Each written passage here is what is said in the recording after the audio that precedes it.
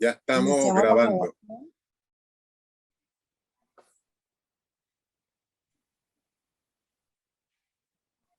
Bueno, aquí estamos, aquí esperamos.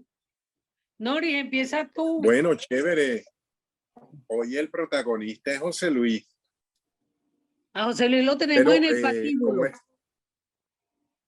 Sí, este programa de hoy es financiado, es patrocinado por el libro Tallerismo de un tal Armando José Sequera, que no sé si ustedes lo conocen. Está Lo metido conozco. todavía en su plástico. Está metido Ay, en su plástico. Según dice aquí atrás,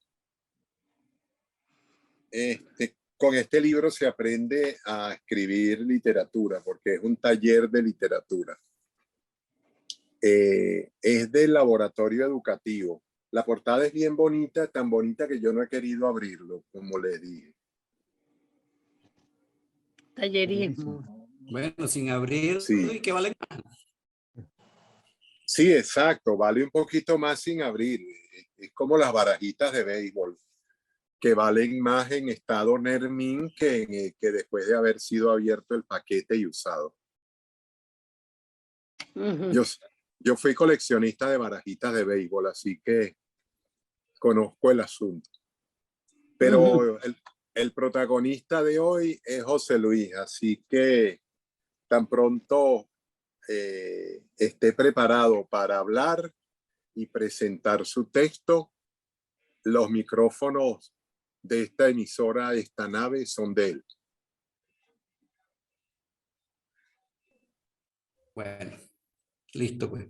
Listo, capitán. Adelante. Bueno, para los que no me conocen, soy José Luis Vázquez, yaracuyano. Vivo acá en la capital del estado, San Felipe.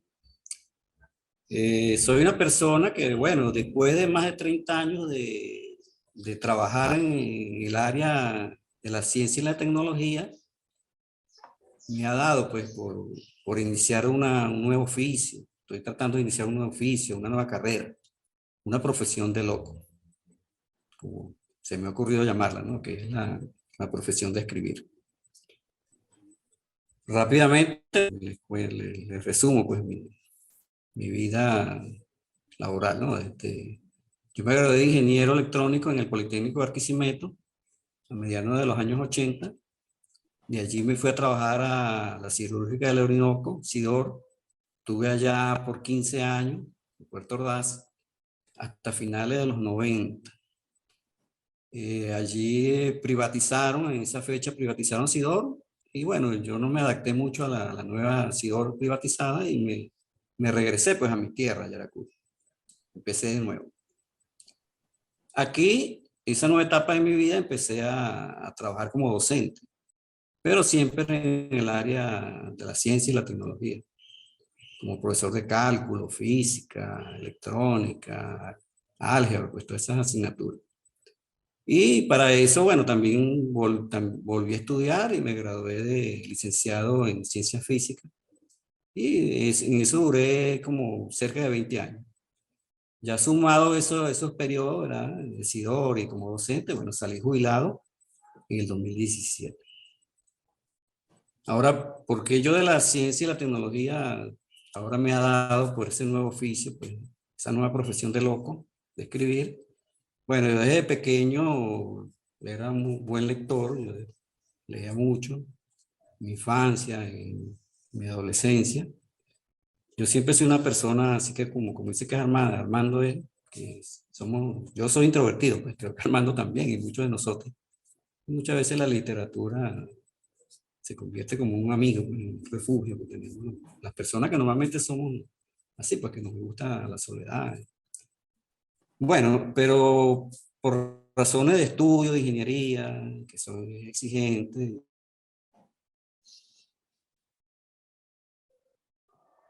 después por asuntos laborales, pues yo, vamos a decir que me alejé un poco de la literatura. Pero por allá en el año 2008, yo me fui a hacer una maestría en la ULA Mérida, en física, y allí tuve unos profesores que eran doctores, o sea, aparte de profesores eran doctores. porque tenían que dar materias avanzadas. Ellos nos daban la relatividad, física cuántica, gravitación, pues, todas esas asignaturas fuertes, y eran científicos. Pues. Y ellos nos hacían leer libros de divulgación científica. Entonces ahí yo entré en contacto, digamos, con los libros de Stephen Hawking, de Roger Penrose, que ganó el Premio Nobel de Literatura hace como, perdón, de Física hace como 2 años, y otros divulgadores. Pues. Y para mí eso fue un gran descubrimiento, ¿no? Porque uno siempre tiene en la mente, ¿verdad? Uno le venden esa idea de los científicos como personas frías, alejadas. Y realmente no hay nada más fuera de la realidad que eso. Yo que conocí a esos científicos, les puedo dar fe que son personas muy humanas, muy nobles y muy sensibles, ¿no? Y me sorprendió, pues entonces descubrí pues de que alguien que esté involucrado con la ciencia también puede involucrarse con la literatura. Porque no, es más, yo ahorita creo que la ciencia es un arte. Lo que pasa es que cada quien va en un camino. Y bueno, en esas épocas nos mandaron algunos trabajos y me tocó, pues escribí algunas cosas, ensayos sobre, ellos nos ponían que hiciéramos ensayos donde nos viéramos en el aprieto de tener que explicar cosas avanzadas, por ejemplo, como la relatividad, para que las personas los entendieran, ¿no? Y entonces teníamos que recurrir pues, a la imaginación, de buscar herramientas de cómo comunicarnos, así, poder llegar a la gente. Así. Y de esa vez pues, me nació ese gusanito de escribir. Pero después por lo mismo, las ocupaciones laborales, pues me volvieron, ese gusanito se quedó dormido ahí pues como 10 años. Entonces ya ahora como salí jubilado, ¿verdad? Entonces ya el tiempo se me hizo más asequible, pues, y me empecé a dar la tarea, pues, de esas inquietudes que tenía de escribir. Me paré una madrugada y empecé a escribir, y fue como si se desatara una cascada, pues. Todo lo que tenía en la mente, en la cabeza, bueno, empecé a desarrollarlo. Sobre el cuento que les presenté para que lo leyeran, bueno, recurría, como dice el profesor Enrique Plata, ¿verdad? A mis recuerdos, ¿verdad? De mi niñez. Y hay algo que a uno siempre le queda mucho, que es su primer interés amoroso. Entonces, bueno, eso se refiere a una vecinita que yo tuve que casualmente ya se mudó, nuestros patios coincidían, pues. Las casas se tocaban por los patios. Entonces ella tenía hermano y yo también. Y casualmente, para mi suerte, ella tenía un hermano de 15 años y yo una hermana de 15. Y entonces, claro, había atracción entre los hermanos. Y ellos cuando salían a pasear por ahí nos llevaban a nosotros. Y entonces esa historia refiere un poco a un recuerdo, pues, de una vez que fuimos a una pequeña feria, que ya nosotros lo llamamos carritos chocones, y uno se subía en algo que llamaban la vuelta a la luna. No sé si se acuerdan de eso. Y bueno, y tomando los recuerdos de eso, ¿verdad? De un niño, ficcioné, ¿verdad? Como nos aconseja el profesor Armando y el profesor Enrique. Y bueno, y logré construir ese pequeño relato corto, pero muy significativo para mí. Pues. Y bueno, yo espero que les haya gustado. Pues. Lo dejo pues para que... Bueno, vamos a ver quién se atreve a comenzar los comentarios. Ok, yo podría por acá, Armando, comenzar, Dale, si me permiten. Napoleón. Sí.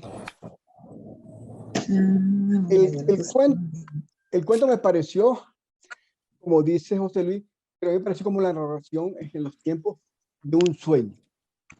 A pesar de ser un cuento corto, de pocas palabras, logra presentar unas buenas imágenes. El cuento me hizo recordar uno que escribió García Márquez, pero no recuerdo el nombre exactamente, donde él narra que va cayendo el edificio, a través de las ventanas va viendo cada uno de estos escenarios y los va narrando. En algún momento me hizo recordar, y también el cuento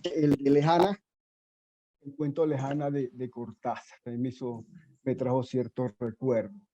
Veo que en el texto tiene utiliza algunas palabras compuestas como muy valiente y muy feliz, que me parecen bien al atreverse el autor, como si el autor se diera como una licencia, ¿no? A crear y a jugar con estas palabras. Sin embargo, causa confusión al colocarla en itálica y presentarla como una palabra compuesta. Se le quiere dar cierto realce, cierta remarcación que no la encuentro allí por ningún lado. Las metáforas, por ejemplo, que utiliza emocionadas manos. Mis emocionadas manos, tomé por los hombros a la muchacha y sostuve con gran... Esa, me siento como manilla, como utilizada esa, y se ve como muy artificial ese tipo de metáforas. Y lo que veo allí, que es lo más resaltante de todo, abusa de las adjetivaciones. Conté en esta página 29 adjetivaciones, que para mí, o sea, no sé, pero es como una exageración. Y el adjetivo, viendo el adjetivo como que es la palabra que acompaña al sustantivo o nombre para calificarlo. Por ejemplo, el primer párrafo presenta 3 adjetivos en 3 líneas. En el párrafo 4, en 10 líneas, tiene 15 adjetivaciones. O sea, es más, en una línea hay veces que tiene hasta 3 adjetivaciones. Y vamos siempre a recordar aquello que dicen otros autores que han dicho que el adjetivo, cuando no aporta, mata. Entonces aquí, bueno, eso era todo y sería muy importante la opinión de Armando, por favor. No, yo opino de último. Okay. Yo me tomo esa No, licencia sí. de No, claro, último. claro, sí. Claro, a lo último, cierto. ¿Quién sigue, por favor? ¿Quién levanta la mano, da el paso al frente? Yo, Armando, para salir de Dale, pues, dale. Realmente yo no tengo observaciones para el texto de José Luis. A mí me pareció un texto muy poético. Lo leí 3 veces, quizás una 4ª vez, buscando aquella cosita escondida, alguna cuestión, y no encontré. Por eso no estoy leyendo algo, sino porque no encontré algo que decir que de verdad yo pudiera decir, no, aquí voy a encontrar el punto exacto de tal. No. Sentí que fue un texto muy poético. Al principio, la primera lectura yo dije, se murió.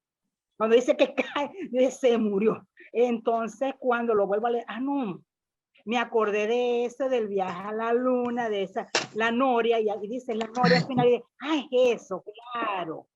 Y bueno, y de verdad, me recordó un poco la prosa poética, así, o sea, esos poemas que están escritos en prosa, por ejemplo.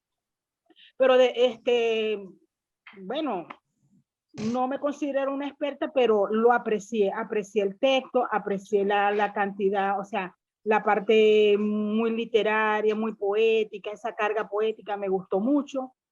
No puedo decirle más nada porque realmente no encontré observaciones así tal. Quizás lo que dice José Napoleón, ahorita oyéndolo, bueno, es una cuestión de meditarlo, de revisarlo en esa reescritura que puede hacer con estas observaciones, porque obviamente soy partidaria de eso que dice Huidobro. Pero si yo hubiera visto una imagen pesada que me pegara, honestamente, porque yo escribo poesía, te lo dijera de una vez, José Luis, y no tengo observaciones a ese planteamiento. Me gustó el texto, muy sutil, como te dije, me creí que era la muerte, pero después vi que no era así, que era como un juego de niños. Eso es todo lo que voy a decir, Armando. Bueno, ¿y qué más querías decir? Dijiste todo. Es que miren, cuando uno entra a ver un texto de un compañero, no tiene por qué entrar a ver defectos, tiene que entrar a ver defectos y virtudes. Y si no haya defectos, pues bueno, entonces hay que hablar de las virtudes que tiene. Esa es la idea. Y además tampoco ninguno de nosotros es fiscal de los demás para estar revisándolo. Yo les hago la revisión en función de ser el coordinador del taller y poderles dar una ayuda en cuanto a redacción, pero en líneas generales trato de no hacerlo. Yo no escribo ensayo literario, no escribo nada de eso precisamente porque yo no me creo digno de juzgar a nadie en el campo de mi profesión. Claro. Para mí si yo no puedo decir algo bueno de un libro, prefiero quedarme callado, o de un texto. Entonces, sí, claro. creo que es lo mejor y lo aprendí de Luis Brito García. Luis Brito nunca habla mal de nada ni de nadie, pero sí es muy abierto a elogiar. Y creo que eso tiene que ser un poco como nuestro norte. Buscar lo bueno en los textos ajenos y tratar en lo posible de valorar lo que los demás hacen y esperar que los demás valoren lo que uno hace también. Si uno consigue detalles como los que apuntó José Napoleón, bueno, está bien que lo señale. ¿Quién más sigue? Yo, Alicia. Dale, Alicia, que hoy no te Sí. salude. Buenas tardes. Hola, ¿cómo estás? Buenas tardes. Tenía el empeño de llegar temprano a esto, pero qué va, se enreda. Mira, yo escribí unas cositas. ¿Será que lo leo, verdad? ¿Sí? Claro, por supuesto. Claro, ok. Bueno, lo primero que quiero decir es que a la primera lectura el cuento me impresionó. ¿Por qué? Bueno, porque es de esos textos que navegan en los mares de lo etéreo y transmiten, al menos para mí, una sensación de lejanía de lo terrenal. Para llegar a una conclusión sobre su significación, tuve que leerlo varias veces, tratando de interpretar algunas de las expresiones contenidas en él que al principio me hicieron una especie de tilín, generando en mí una leve confusión o me impedían seguir adelante y libremente con la lectura. Ejemplos. Bueno, no comprendía el exacto significado de comillas. Sin temor alguno me lancé tras ella porque para eso ya me había transformado. Tampoco, de comillas, pude distinguir la cabeza de un tigre en alerta vigilancia sobre la ciudad del fuerte que en una sensual espera reposaba sobre sus protectoras garras, cierra comillas. Igualmente me costaba entender la expresión en lo más alto de la noria. Sin embargo, como no hay nada, casi nada que una buena sesión de análisis o de búsqueda de significados en internet no pueda resolver, hice uso de esas herramientas y finalmente pude llegar a una interpretación tardía, quizás dirían algunos, de lo que José Luis quiso expresar. Y es que a mi modo de ver, se trata de un sueño en el que su amor por María Luisa se manifiesta en forma muy sublime al salvarla de un trágico y previsible final del cual él no estaba exento. En esto fue clave la expresión que señalo en primer lugar, porque entiendo, o sea, me refiero a la que señalé primero, ¿no? En comillas. En esto fue clave la expresión que señalo en primer lugar, porque entiendo que se transformó momentáneamente en un ángel o un ser que podía volar o flotar en el espacio inacible, lo que le permitió sujetarla luego de liberarse de sus propios fantasmas. Y como se trata de un sueño, al menos en mi interpretación, inesperadamente una brisa fresca que los elevaba cambió el sentido de su destino. Luego de un metafórico alcance del cielo, quedaron para siempre en lo más alto de la rueda de la fortuna. Lo que sí no pude asociar con las vivencias narradas en el cuento fueron las protectoras garras, subrayado, del tigre, que al único que protegen es a sí mismo. En resumen, el cuento de José Luis me gustó. Está escrito con una profusión de figuras literarias, a la vez que con una economía de palabras, de la que tal vez tengo mucho que aprender. Listo. Eso es todo. Bien. Recuerden que el fuerte es San Felipe. La ciudad de San Felipe se llama oficialmente San Felipe el Fuerte. Y el animal protector del estado Yaracuy es el tigre, si mal no recuerdo, que protege bien a María Lionza. Entonces, creo que es así. No sé si es así, José Luis, pero creo que por ahí va la cosa. Sí, al final aclaro algunas cosas. Ok. ¿Quién sigue entonces?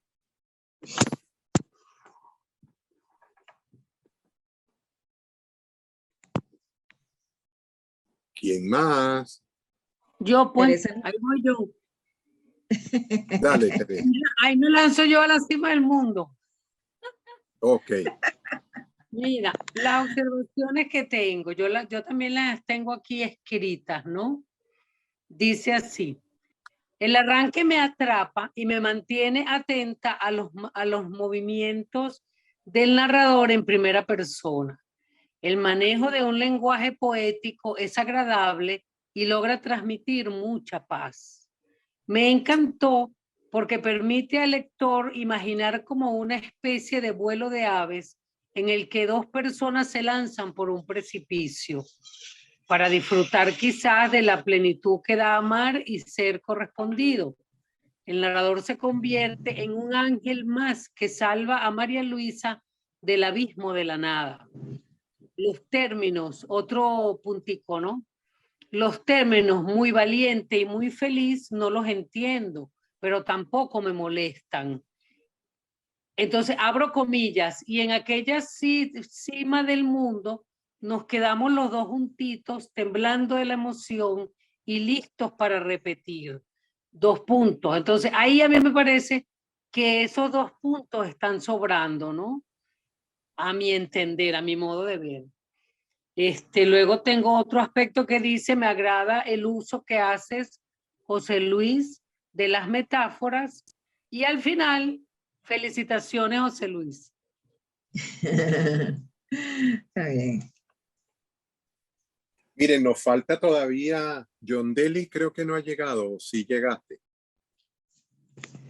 No, John Delis no ha llegado, ni ha Sí, llegado ahí tampoco está. Anteína. Sí, Armando, aquí está John Delis. Ahí está. Ah, hola, John Delis. Sí, aquí estoy yo. Hola, Hola. Estás calladito, ni siquiera habías aparecido por aquí en el escuchando, registro. Ah, estaba escuchando. estás ahí calladito, calladito. Bueno, ¿qué tienes que decir? Bueno, yo escribí, ya yo le mandé las observaciones a José Luis Vázquez. Ah, sí, tienen que Este, enviarle, quienes escribieron, envíenle las observaciones, por favor. Dale, dale. Escribí lo siguiente. El texto está escrito en primera persona, el cuento a la cima del mundo. Este texto parece un poema en prosa, un cielo color rojizo, y me pregunto, ¿por qué es rojizo? ¿Por la contaminación o porque está lleno de arreboles? Un cielo desplayado, ¿por qué es desplayado? Un cielo desplayado, la palabra desplayado significa descampado, terreno sin maleza, playa de arena que aparece con la marea baja. ¿Cuál es la idea que quiere transmitir con esta frase? Al fondo, un desplayado cielo bermejo cruzado por ángeles de desgarradas alas. Allí encuentro lo que considero que son algunas contradicciones en esta frase. La primera es que es un cielo desplayado, no tiene nada. Es un cielo despejado. Sin embargo, lo cruzan unos ángeles.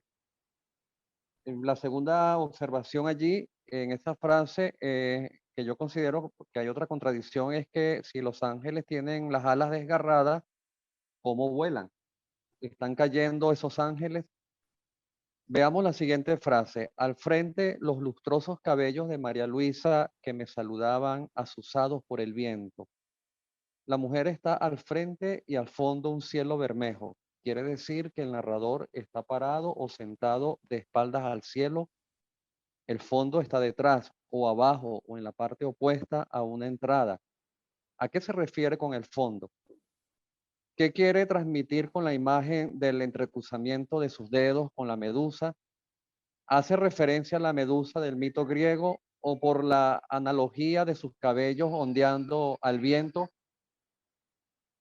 La mujer se arroja al precipicio, pero si ella está al frente del narrador y el cielo está al fondo, detrás del narrador, ¿cómo es que se arroja la mujer? Esto me da la idea de que la mujer se desplaza desde donde está, pasa por un lado del hombre y se lanza al precipicio que está detrás de este. El hombre se lanza detrás de ella y manifiesta que se ha transformado. ¿En qué se ha transformado? Al decir que vio pasar, al decir que vio pasar el cortometraje de su vida, nos refiere que es Ya va, que me interrumpieron aquí y me perdí. La mujer se arroja al precipicio, pero si ella está al frente del narrador y el cielo está al fondo, detrás del narrador, ¿cómo es que se arroja la mujer? Me da la idea que la mujer se desplaza desde donde está, pasa por un lado del hombre y se lanza al precipicio que está detrás de este. El hombre se lanza detrás de ella y manifiesta que se ha transformado en qué. Al decir que vio pasar el cortometraje de su vida, nos refiere que es alguien muy joven. ¿Quiénes eran esa serie de fatigantes personajes? ¿Por qué eran fatigantes personajes? Cuando intenta liberar sus brazos para detener la caída de María Luisa, ¿a qué se refiere? Estaba atado. ¿Cómo detiene una caída de alguien si él mismo está cayendo? El suelo tiene gestos amenazantes. ¿Qué es un tanganazo? Una tanga muy grande. Esto lo pongo aquí porque me llamó yo sé lo que es un tanganazo. Un tanganazo es un golpe fuerte, pero si lo leen en Argentina o lo leen en Perú o en México, eh, van a quedar así, bueno, ¿qué es un tanganazo? No se estrellan con el suelo porque algo los eleva, la brisa y los retazos de los ángeles. Pero ¿cómo los eleva? Más adelante me pregunto, ¿cuál era el espectáculo que detrás se iba quedando? El hombre muy valiente con la cabeza gacha entre sus piernas veía cómo el suelo se retiraba lanzando feas muecas con sus horribles manchas. Vemos cómo la acción la hace el suelo, que cobra vida, pues es quien se aleja y además gesticula de manera fea. Esas manchas horribles, ¿de qué están hechas?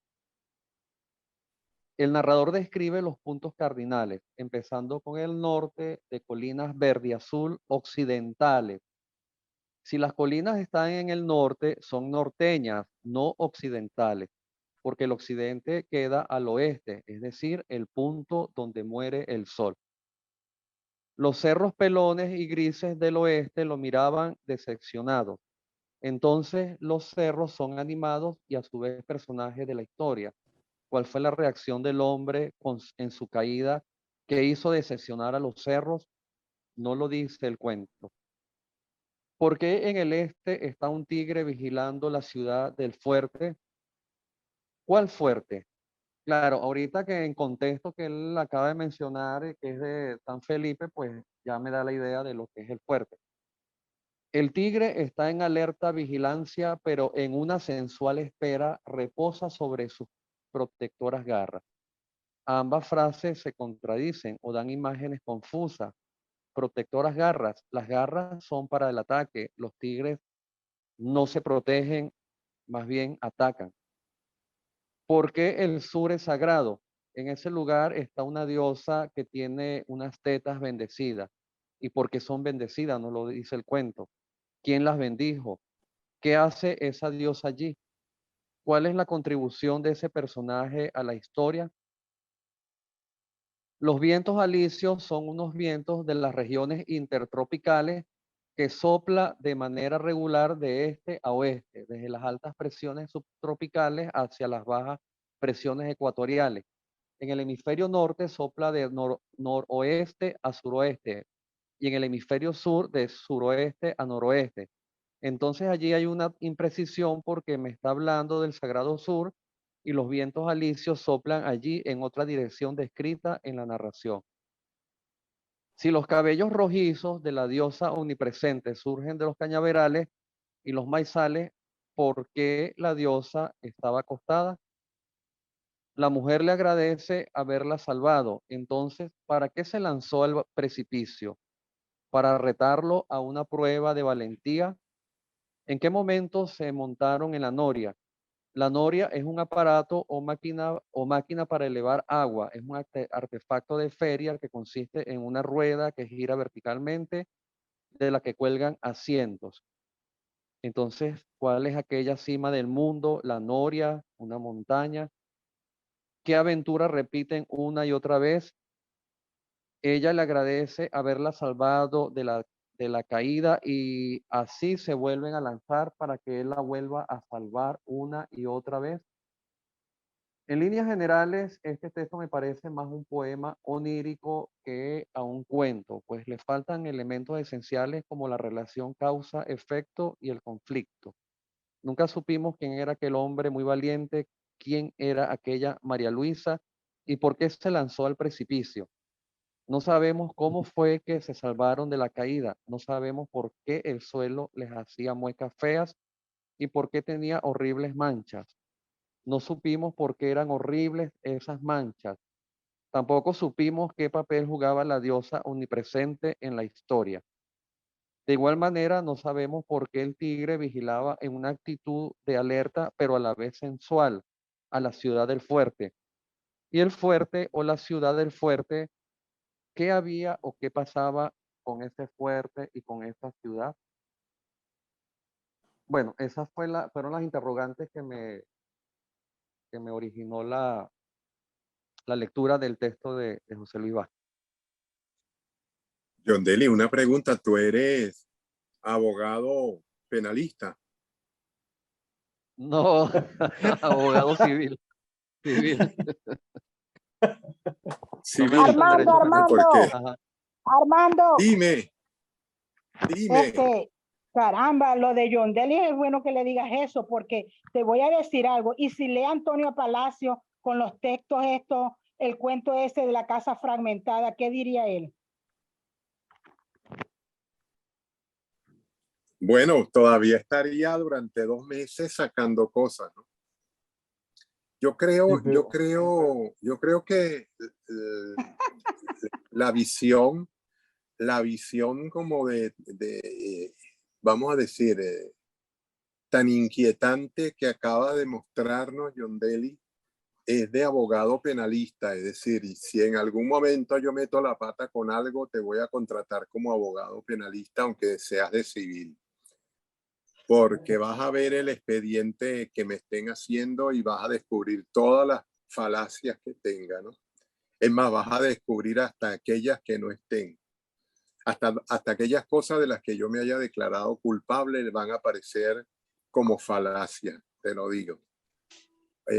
Haces una lectura bastante profunda y a la vez bastante crítica en el sentido de buscarle no 4 patas al gato, sino como 80. Pero bueno, es tu manera de ser. Yo creo que tampoco te puedo criticar en el sentido de que eso no es bueno, no es malo, no. Es una forma de ver y tú entiendes la lectura de esa manera y me parece que está bien. Pues cualquier forma que uno tenga de leer, sea haciéndose preguntas, sea reflexionando, sea simplemente disfrutando, vale la pena. Así que bueno, pero sí ya sabes que te nombro de antemano mi abogado si en algún momento meto la pata. Andreina no ha aparecido, ¿no? Buenas tardes, Armando y compañeros, es Félix. Sí, Félix, hola. Tú no has hablado, ¿verdad? Que tú faltas también. Sí, lo que pasa es que he tenido problemas de conexión, entonces he escuchado la clase de forma muy intermitente. Es probable que en medio de la intervención que yo tenga se vaya la señal, porque ha ido y venido. Es decir, he escuchado de forma intermitente la clase, pero sí tengo una idea de lo que se ha dicho. Claro, yo también, por En supuesto, leí. en todo caso una cosa, Félix, si por casualidad empieza a quedar intermitente tu intervención, quítale la imagen y solamente déjala con sonido. Ok, perfecto. Entonces, bueno, voy a leer lo que yo escribí a partir de la lectura que le hice al cuento de nuestro compañero José Luis. ¿Correcto? Ok. Bueno, entonces ahí voy. Ajá. Lo primero que yo me digo es que así como me hice la pregunta sobre los títulos en los cuentos con el texto de Teresa Ovalles, también me hago una pregunta con el cuento de José Luis Vázquez, pero en este caso sobre los propósitos de los cuentos. Y me pregunto, ¿los cuentos son para entenderlos? En la primera lectura, hecha rápidamente, digamos que Abuelo de pájaro, al cuento A la cima del mundo, me dio la impresión que el texto trata de un suicidio o intento de suicidio. En la segunda lectura me atrajo la primera frase del cuento. Cito, abro comillas, desde mi posición podía ver las cosas más bellas del mundo, cierro comillas. Pero intenté entender la imagen del primer párrafo y no logré del todo hacerlo. Me confunde el...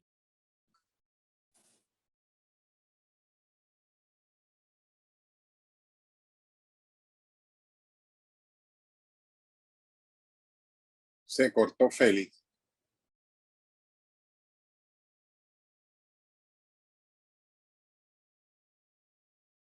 Se cayó la señal con Félix.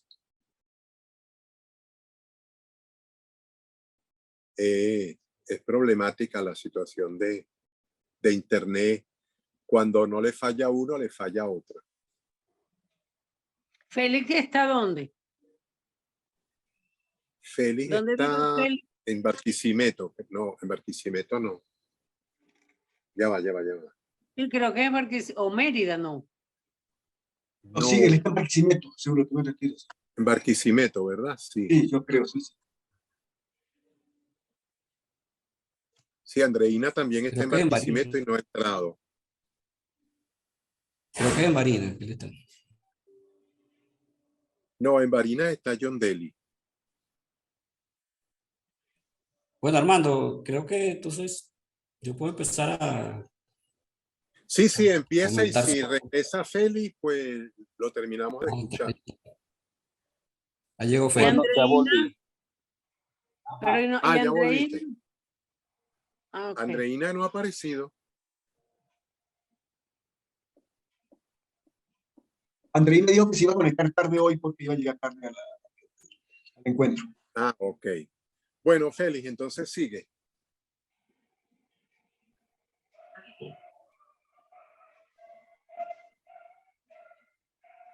Félix.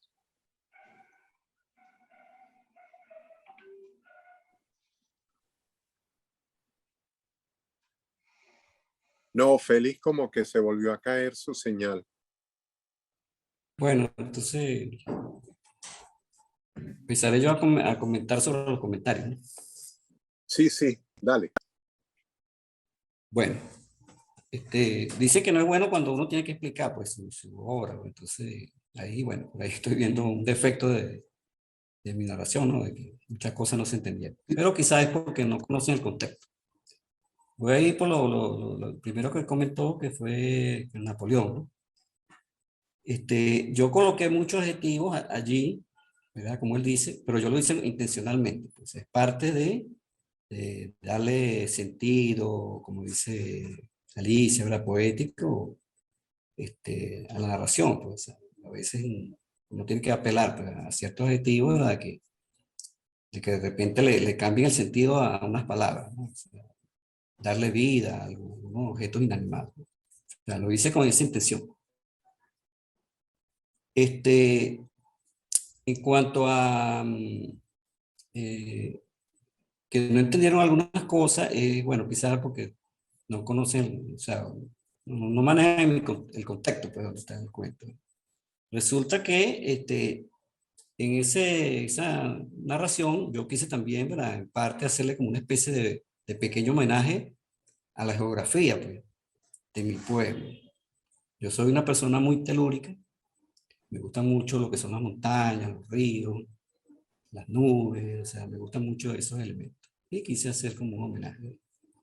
Entonces, cuando yo digo que al oeste, al este, al naciente, se vio la cabeza de un tigre, es porque la montaña que está al frente, que resguarda, digamos, a San Felipe, se le llama la montaña del tigre.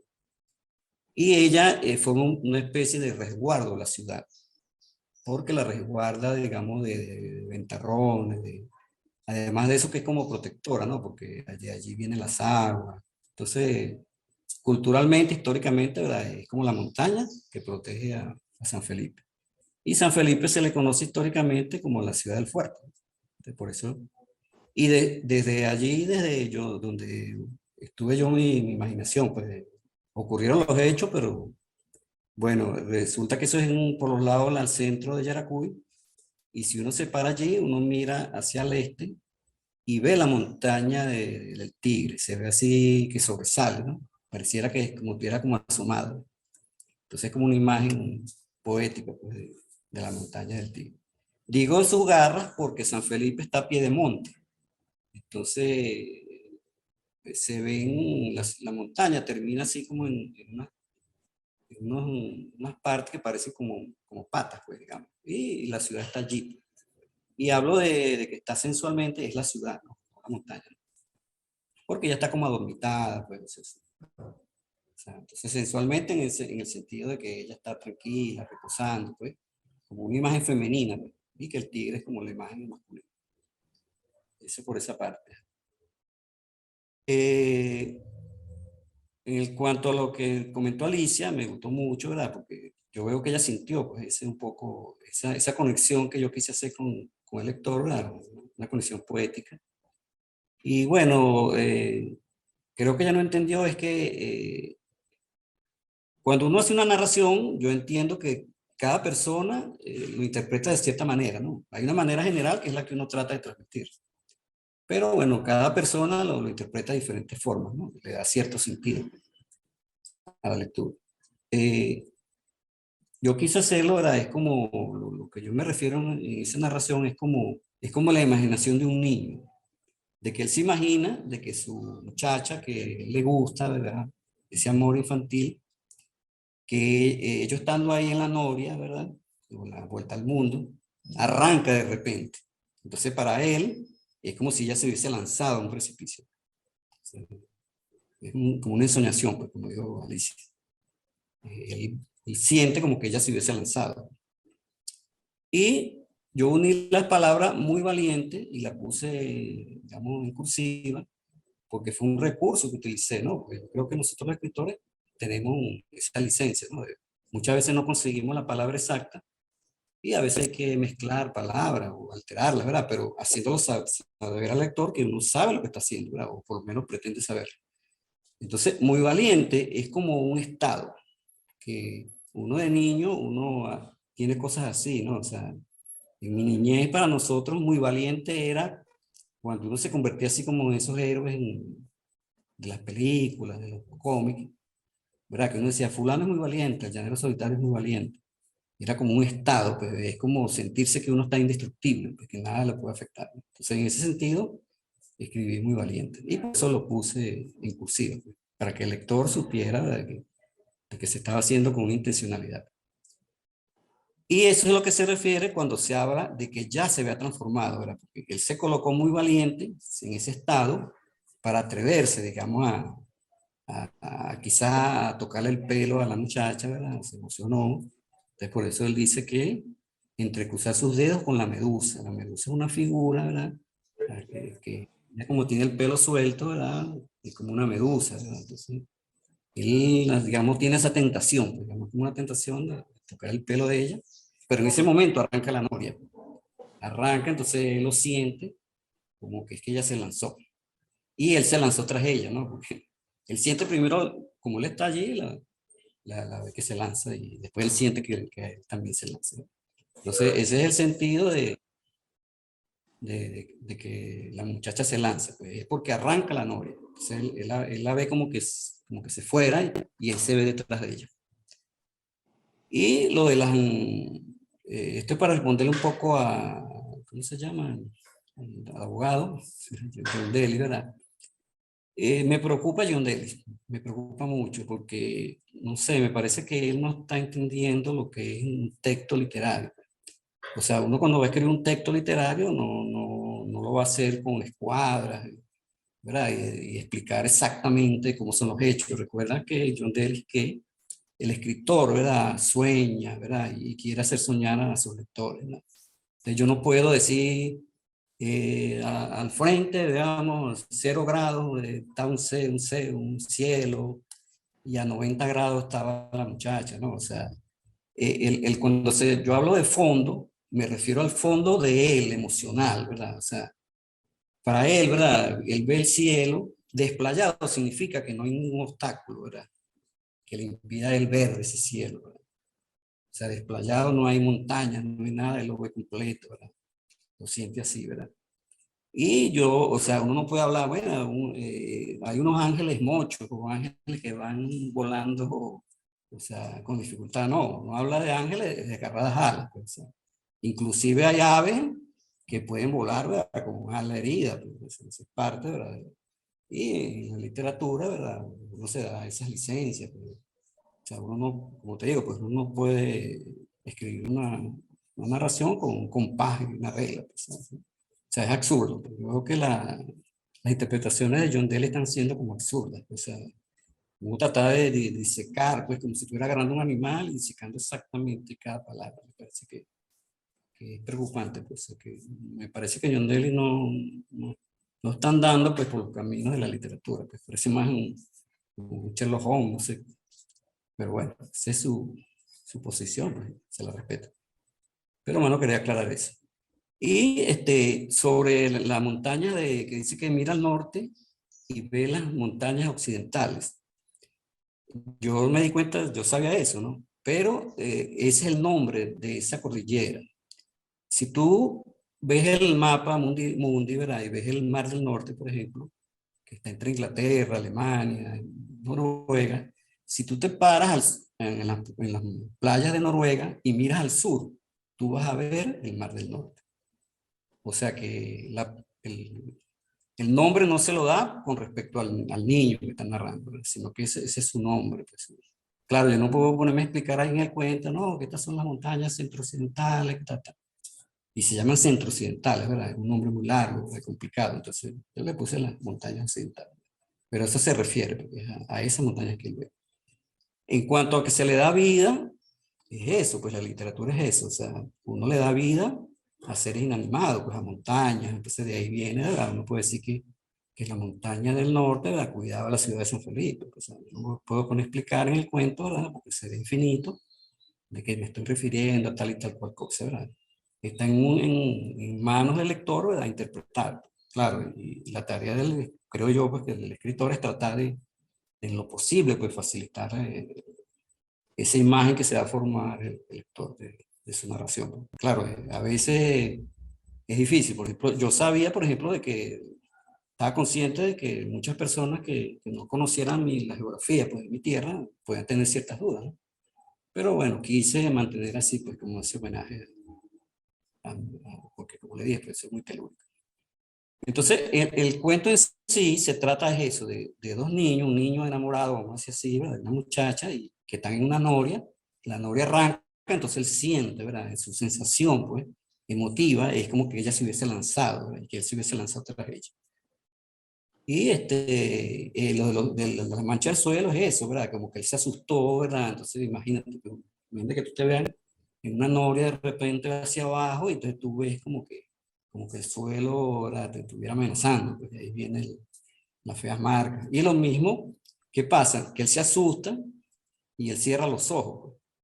Pero él había dicho que estaba muy valiente, pero a pesar de eso no pudo con el terror y se quedó, ¿verdad? Esperando el tanganazo. Yo sé que en algunas partes, ¿verdad? De repente uno va a poder interpretar lo que es tanganazo, pero bueno, me pareció que era una palabra muy adecuada, así, digamos, al lenguaje que usaba uno cuando niño, pues preferí dejarla. Pues. Porque a veces también uno en la escritura pues tiene que tratar de que haya cierto ritmo en las palabras, ¿verdad? Que concatenen unas con otras, que haya cierto ritmo. Y lo mismo, ¿verdad? Entonces él siente que va subiendo, pero es porque la noria lo va subiendo, ¿verdad? Entonces él siente ese fresco, ¿verdad? Al final, ellos quedan allá, pues para él, para ese niño, ¿verdad? Que pudo compartir con esa niña que le gustaba, esa aventura, imagínate, pues para él es llegar a la cima del mundo. Y la ve a ella, entonces, cuando hablo de que vi el cortometraje de mi vida, pues, o sea, porque el susto, ¿verdad? Uno tiene un susto, dicen que uno ve su vida, pues, como es un niño, un cortometraje. Y bueno, a él le llegan a lo mejor recuerdos rápidos, ¿verdad? Que algo angustiosos, pues, de su niñez, ¿verdad? A lo mejor se atragantó una vez con las tetas de la mamá, que pasa mucho, ¿verdad? A lo mejor no le gustaba cuando el padre lo agarraba bebé y lo rasguñaba con la barba, ¿verdad? O la hermana lo pellizcaba, ¿verdad? Entonces, son personas que de alguna manera, inconsciente o no consciente, le hacían daño o lo asustaban, pues. Entonces, él le llegaron esos recuerdos y él trata de olvidarse de esos recuerdos y para concentrarse en la muchacha, ¿verdad? Al final ellos quedan así como abrazaditos y él le ve sonriendo y él siente que él la salvó, pues, en su imaginación, pues él tuvo una aventura ahí, pues siente que los dos tuvieron una aventura, entonces él se emociona, pues y la ve a ella feliz, y ahí también coloqué muy, muy feliz, también en ese sentido, pues una palabra, es como la palabra mi amor, ¿verdad? No es lo mismo mi amor que mi amor, ¿verdad? Mi amor le da un sentido, ¿verdad? De pertenencia más íntimo. Bueno, entonces es más o menos lo que tenés que decir en torno al relato. Bueno, José Luis, no tenías por qué explicar tu cuento, sino, bueno, hacer una defensa, pero hiciste defensa, contaste el cuento otra vez, todo eso. Creo que tenemos que ir aprendiendo poco a poco también a leer nuestros textos y los textos ajenos. Recordemos que estamos en un taller. Recordemos que el trabajo que se trata de hacer aquí en el taller es de crecimiento, de que cada quien se pueda desarrollar como escritor o escritora y que cada quien alcance la meta que se proponga. Y los demás tenemos que ayudar a que eso ocurra. Ese es un propósito que cuando uno está solo escribiendo, uno lo afronta en soledad, pero cuando está en un taller lo afronta en grupo, en equipo. Y en ese sentido, creo que es mucho más provechoso que tratemos de apoyarnos unos a otros y tratemos en lo posible de dar, no de elogiar, no se trata de elogiar por elogiar, se trata de dar ánimo a los compañeros y compañeras para que cada quien pueda seguir adelante bien. Hay mucho positivo que tomar en los textos que se han presentado hasta el momento y creo que debemos agarrarnos de esa parte positiva más que de la parte negativa. Yo, como les decía, les hago los señalamientos redaccionales negativos, pero trato de no hacer señalamientos negativos sobre texto porque me parece que, no sé, me parece que no, mi labor no está aquí para desestimular, sino al revés, para estimularlos a ustedes a que sigan adelante. De hecho, por cierto, voy a tratar de enviarle en el curso de mañana una conferencia de 21 minutos del doctor Mario Alonso Puig, un médico experto en asuntos cerebrales en España, que precisamente habla de las nuevas inteligencias y de cómo es importante el estímulo de la inteligencia que cada quien tenga para el desarrollo de su trabajo, en nuestro caso, de nuestro trabajo literario. En tu caso, tú eres egresado en física, egresado en carreras científicas. Hay algunos casos. Ernesto Sábato era físico precisamente y es uno de nuestros grandes escritores del continente. Y estamos algunos que, bueno, que somos escritores, pero justamente ahorita en la Feria de Fundarte se van a presentar 5 libros míos de divulgación científica en el mismo laboratorio educativo que publicó Tallerismo. Mi búsqueda también es esa de la divulgación científica. Como sé escribir crónicas, me he puesto a escribir crónicas en torno a la ciencia y en torno a ciertos asuntos de la ciencia, como una manera de estimular a los jóvenes y los niños para que les interese el acontecer científico y les interese la vida desde esa perspectiva. Pero yo creo que cada uno de ustedes tiene la necesidad de seguir adelante, y cada uno de ustedes tiene la necesidad de ir encontrando el camino, si es posible, allanado por todos los demás, para que puedan surgir. Entre ustedes, yo les puedo decir una cosa: no hay una sola persona que yo considere que está desahuciada de la literatura. No hay ninguno de ustedes que lo esté. Creo que todos están un poquito más avanzados, un poquito menos avanzados, pero ahí van en el camino. Y precisamente quiero enviarles esa conferencia del doctor Mario Alonso Puig, y si es posible que se busquen otras de él en YouTube, porque muchos de ustedes, una gran parte de ustedes ya tiene edades, si se quiere, avanzadas para ser escritores. Y yo sé que ese gusanito siempre está ahí pendiente, porque ustedes no empezaron a escribir a los 10 o los 11 años, sino que están empezando relativamente tarde o de una manera, si se quiere, semitardía. Me parece que es importante que sigan adelante y que eso no les importe. Le doy como ejemplo dos casos. El caso de José Saramago, que José Saramago publicó una novela a los 25 años que tuvo tan malas críticas que se retiró y solamente volvió a escribir 30 años después. José Saramago es Premio Nobel de Literatura. Así que en esos 30 años se cargó de energía y salió adelante, y bueno, ya sabemos de lo que ha sido capaz. Y hay un escritor cubano, José Soler Puig, que ganó el premio de la Casa de las Américas a los 55 años con su primer libro, El Pan Dormido. Y también es un caso, si se quiere, interesante, ¿no? Creo que vale la pena que ustedes revisen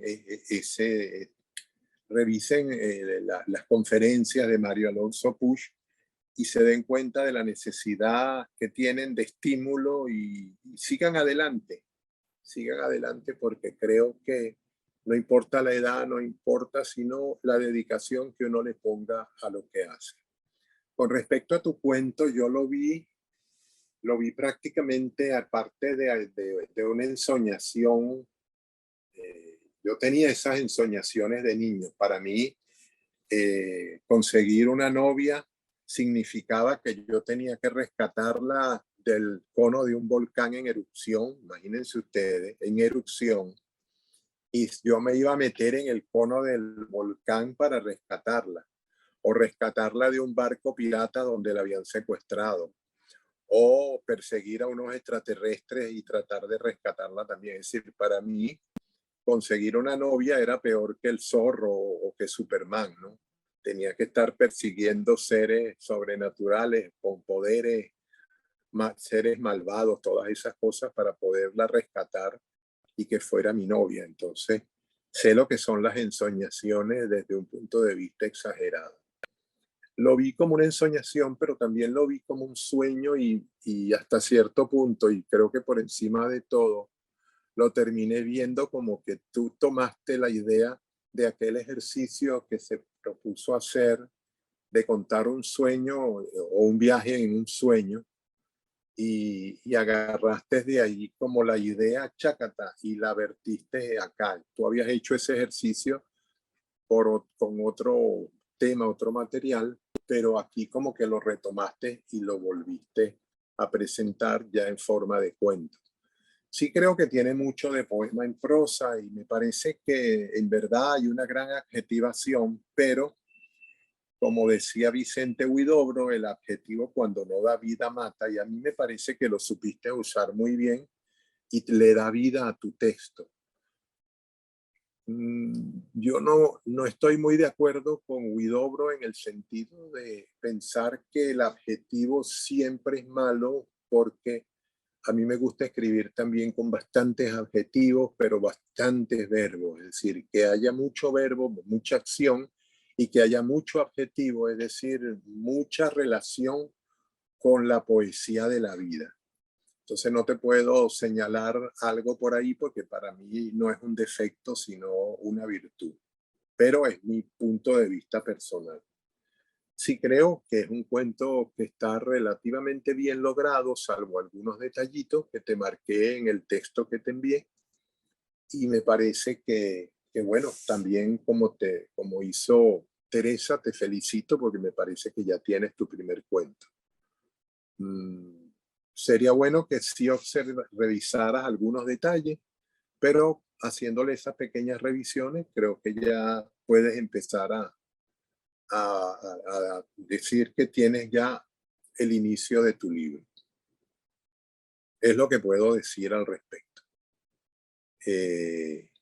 Por otro lado, bueno, también siento que debe seguir avanzando y no quedarte allí, sino irte superando. Cada texto debe ser superior al anterior, o intentarlo al menos, de la misma calidad o superior. Eso creo que es un buen reto.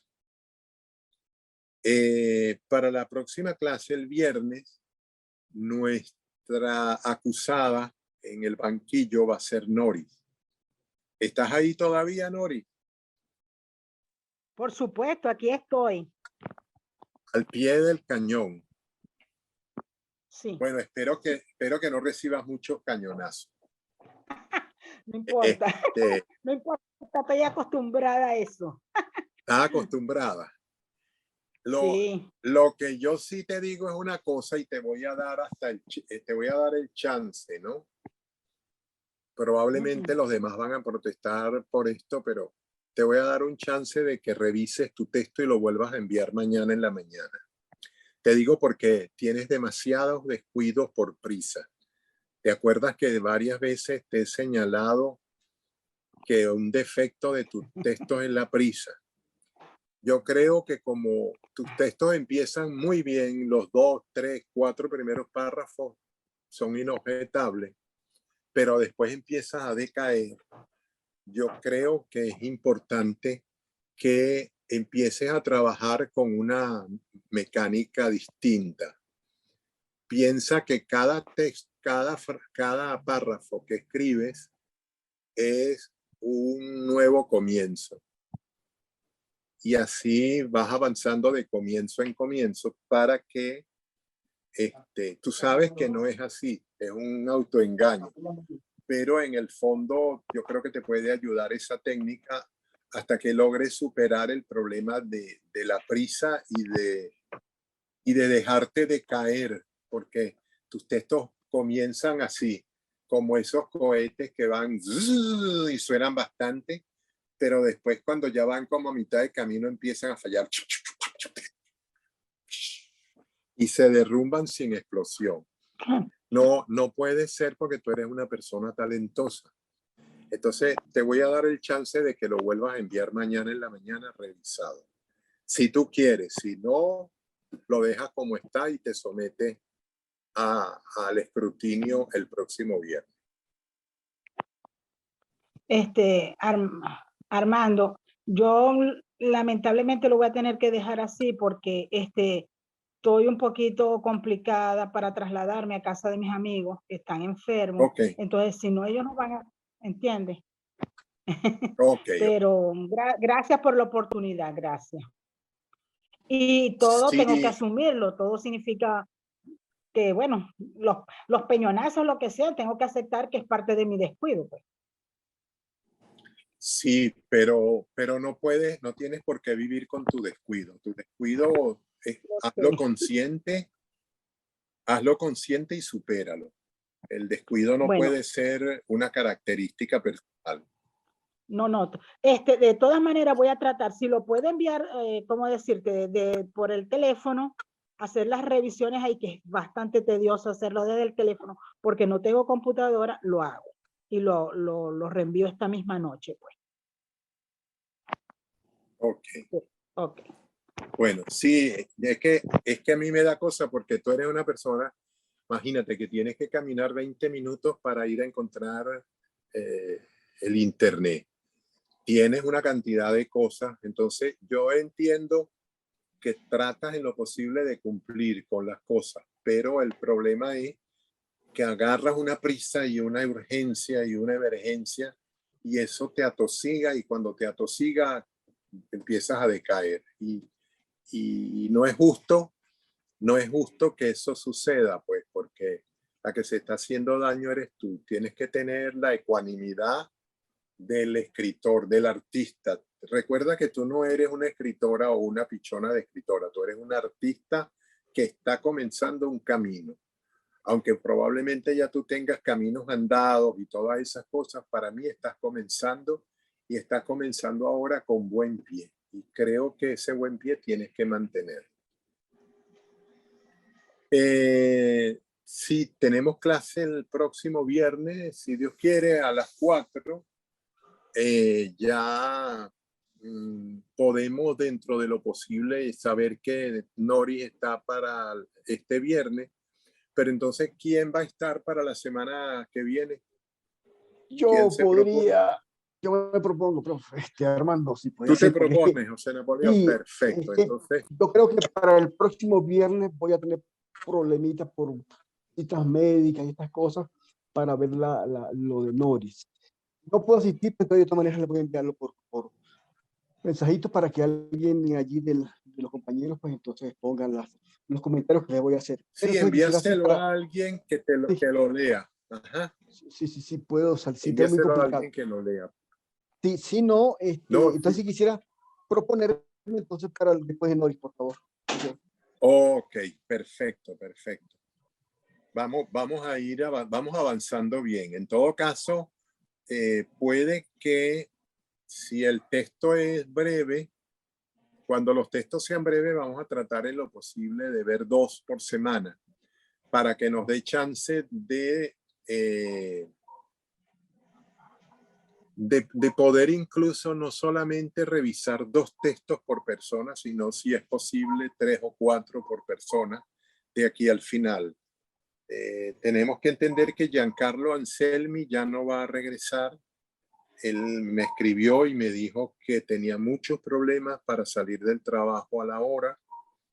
Había perdido 2 clases y no quería perder la tercera y que lo iba a intentar, pero si tampoco llegó a la tercera la semana pasada, ya él dijo que ya se daba por retirado.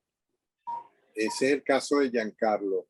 Sé que Andreina está pendiente porque incluso la veo que escribe todas las mañanas en esta nave, pero debió ser que hoy no se pudo contactar. Entonces, bueno, tenemos que ver dentro de lo posible que todos estemos presentes los días viernes para estas conversaciones, porque esto es lo que nos ayuda a todos a crecer. Es un trabajo conjunto y como les decía, tenemos que aprender a apoyarnos, más que a criticarnos en lo malo, a apoyarnos. Cuando hay algo malo no se va a callar, se va a señalar, por supuesto, pero no hacer énfasis en eso, sino en las bondades que cada texto tenga. Vamos a tratar de actuar con una manera crítica, constructiva y positiva. Yo sé que sueno a libro de autoayuda, pero es que yo creo que estamos en una sociedad que nos exige demasiado y nos da muy poco. Y esa es una mala costumbre que tenemos no solo en Venezuela, sino en todos los países de habla hispana, que le damos más peso a lo malo, a lo negativo, que a lo positivo. Por eso incluso los periódicos de buenas noticias no tienen mayor apoyo, mayor receptividad, porque la gente está esperando son malas noticias, tragedia, desgracia, drama. La gente no espera buenas noticias y eso tiene que cambiar, eso tenemos que irlo cambiando nosotros mismos. Bueno, ¿qué hora es? Creo que deben ser como las 5:15, ¿no? 5:15, exactamente. 5:12. Sí. Ajá.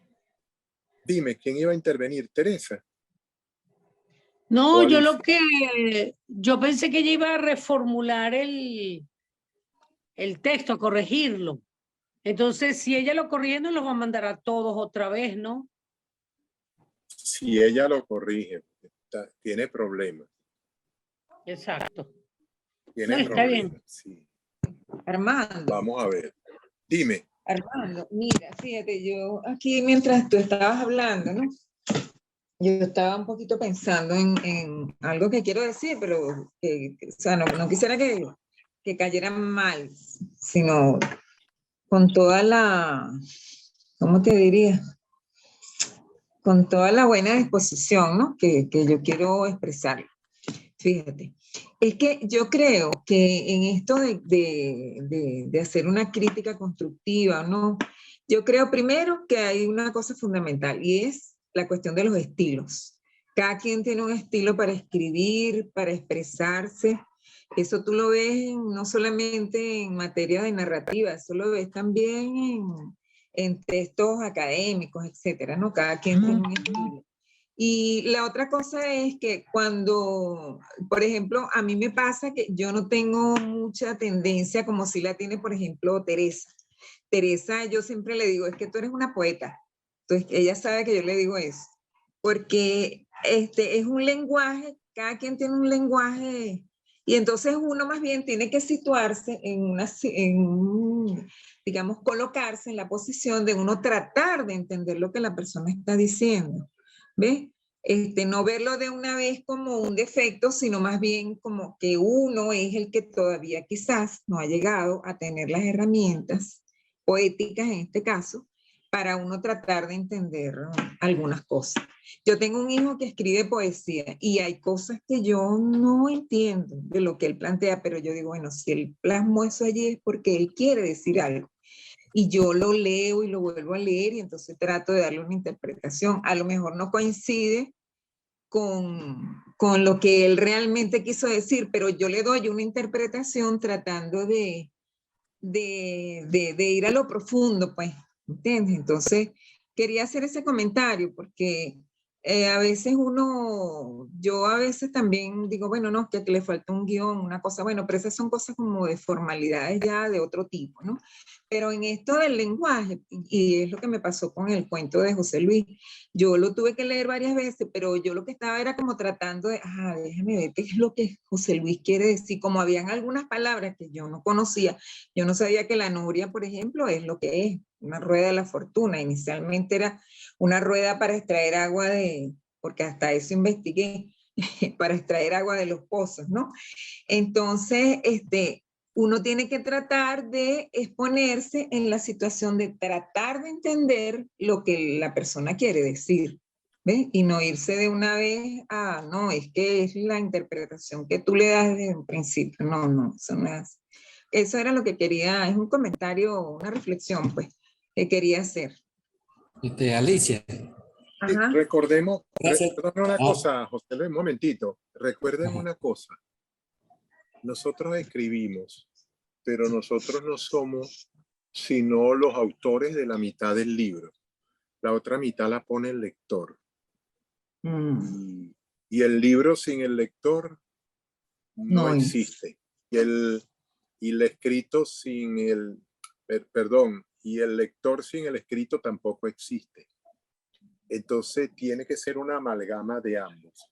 Y cada lector es un mundo. Así como dice el dicho, cada cabeza es un mundo. Cada lector es un mundo y cada quien lee desde su perspectiva y eso es respetable. Creo, yo solamente propongo la vía, vamos a decir, entre comillas, pacifista, en el sentido de procurar no hacer sentir mal a los demás, sino buscar la manera de no hacer elogios gratuitos. No vamos a caer nunca en el elogio gratuito. Pero como les decía, es preferible a veces no decir nada que decir otras cosas, ¿no?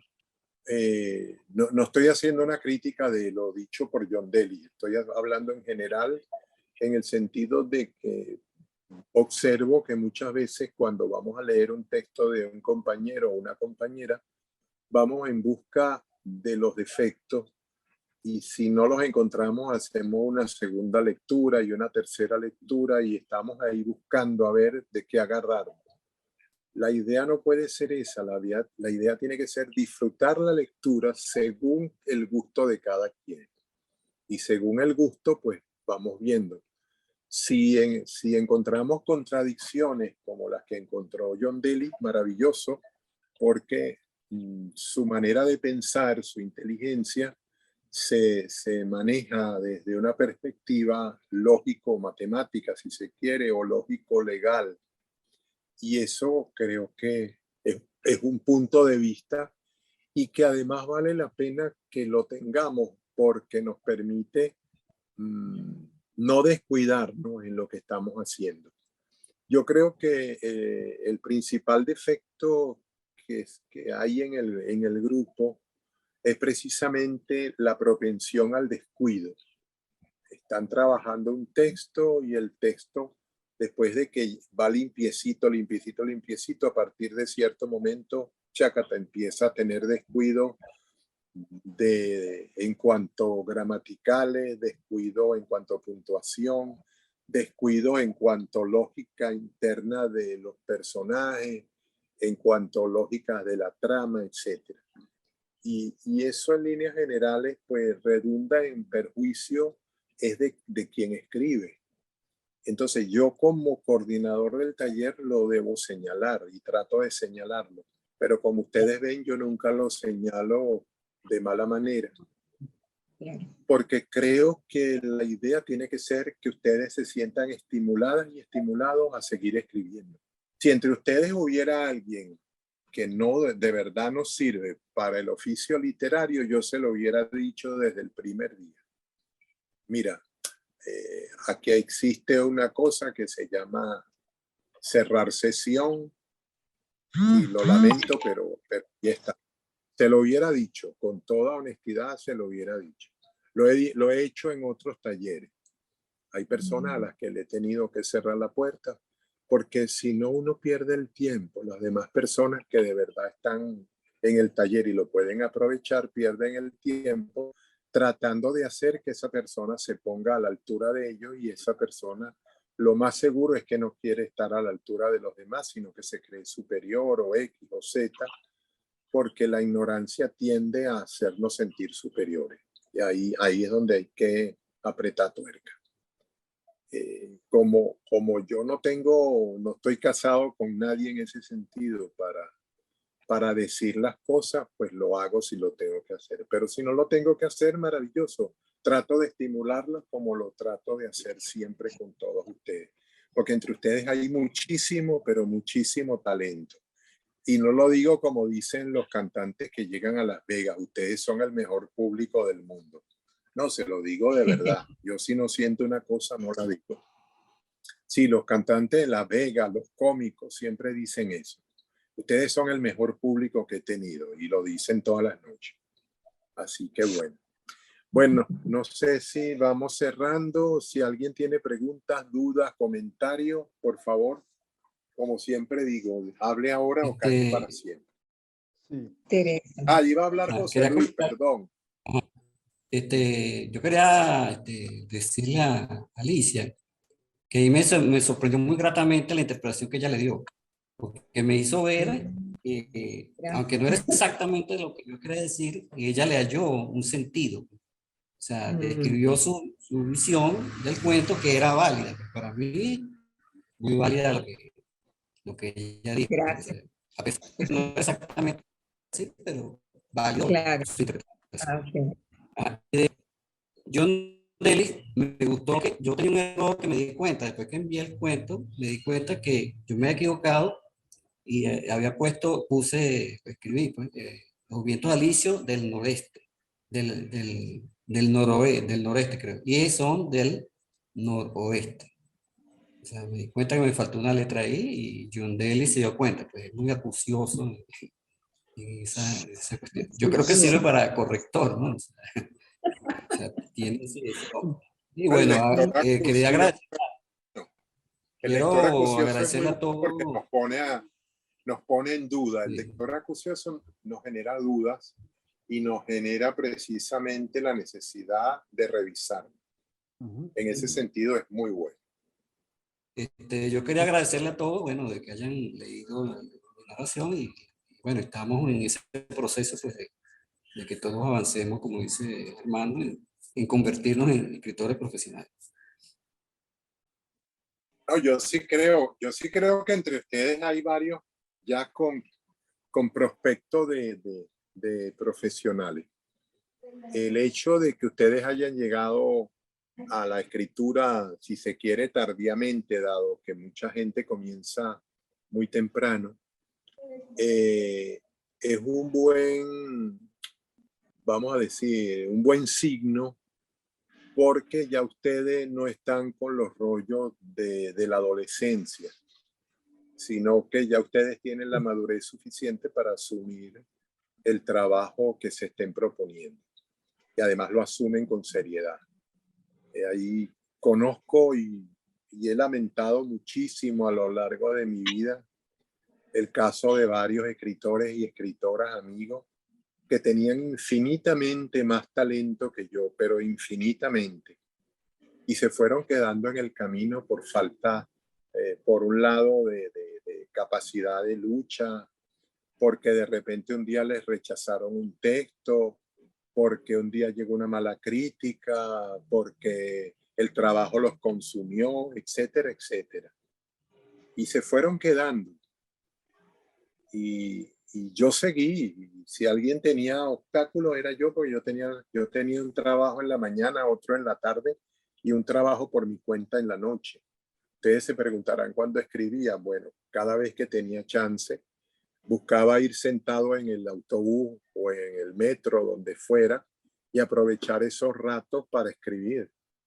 Muchos de mis textos están escritos en autobuses.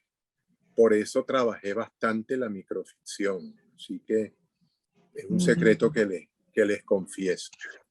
Buena parte de mi microficción nació en autobuses y en el metro. Ah, imagínate. Bueno, claro, pero no tenía chance de escribir más. Bueno, dime, Teresa. Sí, A dale. ver, ya va. No, mira, que yo quería invitar a Noris a que efectivamente, como tú le sugieres, revise el texto de ella, porque yo creo que ese descuido le quita mucho brillo a un cuento que es bueno, pues.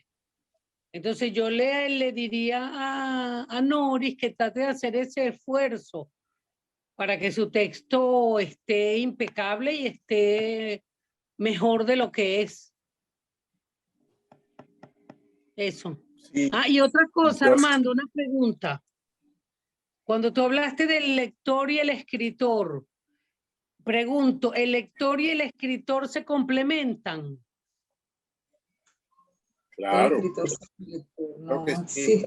Recuerda algo que dijimos al principio del taller. El escritor propone un escenario y unos personajes, pero ¿quién los dota? ¿Quién los dota de movimiento, de rostro? Los escenarios les pone, vamos a decir, las casas, los edificios, las calles, todo. El escenario quien lo monta es el lector en su mente. Los personajes no es, tú le propones un rostro, pero el personaje, salvo alguna que otra persona que te conozca, los demás lectores no tienen ni idea de quién tú estás diciendo. Entonces tú propones, era un personaje, una mujer de cabello negro largo. No se van a imaginar la mujer de cabello negro largo a la que tú te estás refiriendo, porque no la conocen. Se van a referir a cualquier mujer de pelo negro largo que ellos o ellas conozcan. Entonces el lector le pone rostro, le pone cuerpo a los personajes, los dota de movimiento, porque uno dice, bueno, el personaje caminó de la sala al comedor como la manzana de la canción infantil. Ajá. Pero pero resulta ser que ese movimiento, todos hemos vivido en una casa con sala y comedor. Entonces ese movimiento, aunque yo lo puse en la sala y el comedor de mi casa o de mi apartamento, cada quien lo va a poner en la sala y el comedor de su casa o de su apartamento. ¿Te das cuenta? Okay. Entonces el lector completa lo que nosotros proponemos. Igual los rostros de los personajes, igual las descripciones que hacemos. Uno describe el cerro, el Ávila o el Guaraíra Repano. Pero el Guaraíra Repano depende desde donde lo veas. Si lo ves desde el este, ves un Guaraíra Repano. Si lo ves desde el centro, otra cosa. Y si lo ves desde el este, perdón, desde el oeste, es otra cosa. Entonces, la percepción depende mucho. Es como el arco iris. Nadie ve el mismo arco iris, aunque el arco iris esté frente a nosotros. Estamos dos personas al lado de la otra. El arco iris que yo veo no es el arco iris que ve la persona de al lado, porque cada quien ve la refracción de la luz en las respectivas gotitas que tiene al frente. Pero como hay a lo mejor 1 metro de separación, las gotitas son diferentes, aunque veamos algo parecido. Entonces ese es un poco como la situación. Nadie que escribe llega a dar con los personajes. Lo podemos observar con los libros infantiles. En los libros infantiles, el escritor propone un personaje con determinadas características y a menos que el propio escritor sea el dibujante, quien hace las ilustraciones va a proponer otro personaje. Yo tengo un ensayo por allí, fue publicado, que lo llamo el eclipse del texto, porque uno propone un texto, pero al final, ¿quién queda como personaje? El que aparece en las ilustraciones. Y es la perspectiva no del escritor, sino del ilustrador. Entonces, ese es un poco como esa situación. Y creo que es importante tener consciente, porque si no, nosotros vamos a creer que todo lo que escribimos va a ser perfectamente entendido. No. Lo que uno escribe, cualquier imagen poética es susceptible de interpretación. Y eso hace que cualquiera pueda pensar lo que quiera de algo. Y si nosotros le preguntamos a 100 lectores, vamos a tener probablemente 99, 98 o 100 versiones diferentes. Ok, Armando, gracias. No, siempre a la orden. Bueno, si son las 5:30, creo que es hora de salir para darle chance al profesor Batista. Y para darle chance a Francis de que tome aunque sea un vasito de agua para esperar que entre la clase del profesor Batista. Hoy no tenemos clase con Batista. Recuerden que hoy es martes de reprogramación. El día viernes sí lo vamos a tener. Ay, ¿verdad que sí? Es cierto. Entonces podemos seguir hablando. Si quieren, yo no tengo ningún problema. No, sí tengo un pequeño problema. Por la formalidad y ustedes se quedan. Sí, tengo un pequeño problema. Miren, tengo un pequeño problema y es que me acaban de llamar que en la Feria del Libro Independiente del Zulia se va a presentar la edición en inglés de mi libro Teresa. Entonces resulta ser que lo habían programado para las 4:30 y a mí no me habían avisado. Y me vinieron a avisar, por eso me paré hace rato a ver una llamada que me tenía mi esposa. Entonces a las 5:30 me están esperando en Maracaibo. Ay, ya. Bueno. Bueno. Y como verán, yo salto de una ciudad en otra. Yo estoy ahorita múltiple. Ando repartido por todo el país. Muy bien. Entonces, bueno, nos estamos viendo el viernes y bueno, chéverísimo. Es verdad que hoy el profesor Batista no tiene clase. Hoy éramos nosotros nada más por mi retraso. Hasta hoy fui un retrasado dental porque me faltaban dientes. Y ahora soy normal. Bueno, cuídense mucho, feliz resto de tarde y seguimos en el camino. Espero Hasta luego, que sigan hermano. adelante